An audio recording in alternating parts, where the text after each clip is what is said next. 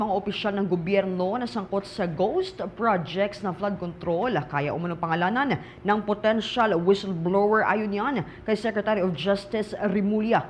Yan at ilan pang mga balita na tinutukan ni Bombo Grant Hilario.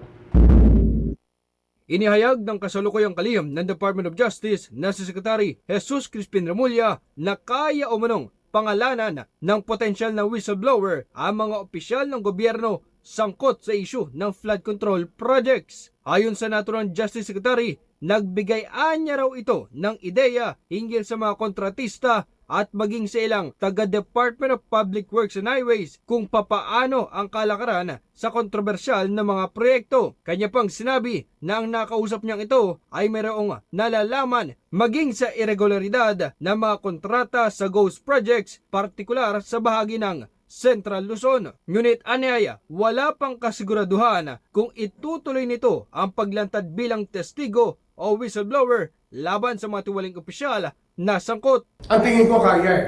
Kaya lang hindi pa tumutuloy, nagbigay lang sa akin ng idea na yung contractor ang kinuha 40%, ang taga-DPWH ganito, na na-encash yung pera sa land bank, kahit na DPWH lang, kahit payable sa contractor. Basta't marami na mga modus na sinabi sa akin, yung modus operandi, yung hatian ng pera, lahat ng alam nila tungkol sa kontrata. Tsaka kung paano sumambulat yung mga irregularity. Yun nga yung iniintay ko eh. Kasi nga, abogado to, siyempre wala mo na hawak to, nag-explore. Sabi ko, anong pag-uusapan natin? So sinabi niya sa akin, meron ito, client na to, na potential whistleblower, but we don't know kung gaano kalakas ang loob talaga nito. O mas gusto niya yung kasama siya sa demanda. Samantala, tiniyak naman ng Department of Justice ang pagbibigay ng proteksyon sa kung sino man ang lalantad pang testigo o whistleblower. Ayon kay Justice Secretary Remulla, kailangan lamang na gumawa ng liham upang maisailalim sa Witness Protection Program ng kagawaran. By the way, sa flood control, we can accommodate whistleblowers. Since we have a witness protection program, they can actually go to the DOJ for this.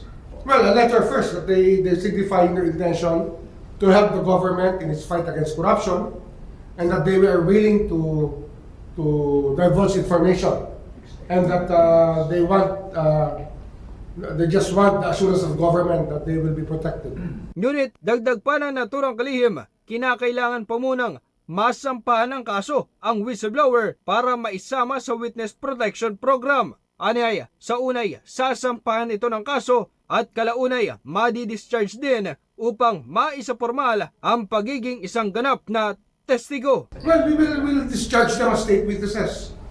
They will have to be charged first, then discharge as state witnesses to make sure that the cases are properly documented and that the case build-up goes on properly. Mula dito sa lungsod ng Maynila, ito si Bombo Grant Hilario, and this is Bombo Radio Philippines, the #1 most trusted source of news and information. Bast Radio, Bombo! For the most trusted source of news and information, visit our website at www.bomboradio.com. Follow us on Bombo Radio mobile app, Facebook, YouTube, TikTok, and X, formerly Twitter. Like, share, and stay connected. Anytime, anywhere.